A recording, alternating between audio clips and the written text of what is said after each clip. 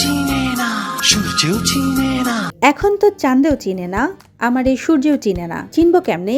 যে চিনাইব সেও তো চিনে না। ৮০ দশকের অন্যতম জনপ্রিয় এই গানটি এখনো সব বয়সী মানুষের মুখে মুখে শোনা যায়। তখনকার জনপ্রিয় ব্যান্ড প্রমিথিউস ব্যান্ড দলের প্রধান ও ভোকালিস্ট বিপ্লব গানটি গেয়ে খুব সাড়া পেয়েছিলেন। হঠাৎই আবার সামনে এলেন বিপ্লব, তবে শিল্পী হিসেবে নয়। প্রকাশ পেল তিনি এখন নিউ ইয়র্কে ট্যাক্সি চালক।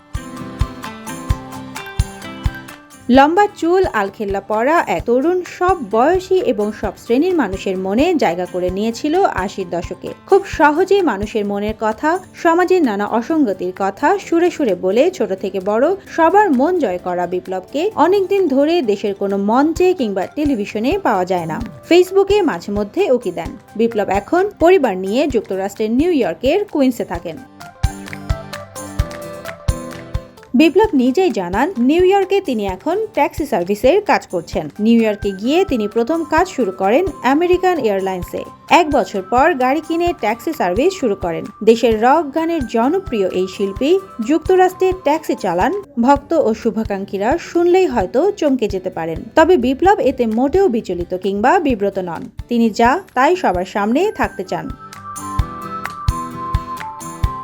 বিপ্লব বলেন, আমি ট্যাক্সি চালাই বলতে সংকোচ বোধ করি না। আমি তো চুরি করছি না, মানুষকে সেবা দিচ্ছি, বিনিময়ে টাকা নিচ্ছি। আমেরিকা আসার পর আমার অনেক বড় অভিজ্ঞতা হয়েছে। বিদেশ বলতে আমরা দেশে বসে যা বুঝি, বিদেশ আসলে মোটেও তা না। আমেরিকার লাইভ আমাকে অনেক কিছু শিখিয়েছে, অভিজ্ঞতা অর্জন করেছি, যা আমার পরবর্তী জীবনে কাজে দেবে।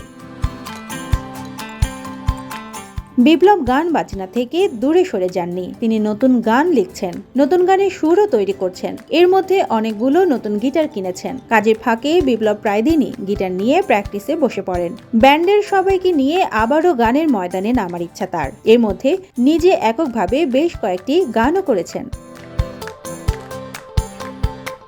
বিপ্লব নিজের একটা ইউটিউব প্ল্যাটফর্ম চালু করবেন বলেও জানান, যেখানে ভক্ত শ্রোতারা প্রতিনিয়ত গান পাবেন। বিপ্লব নিউ ইয়র্কে থেকেও মাঝে মধ্যে কনসার্টে গান করেন।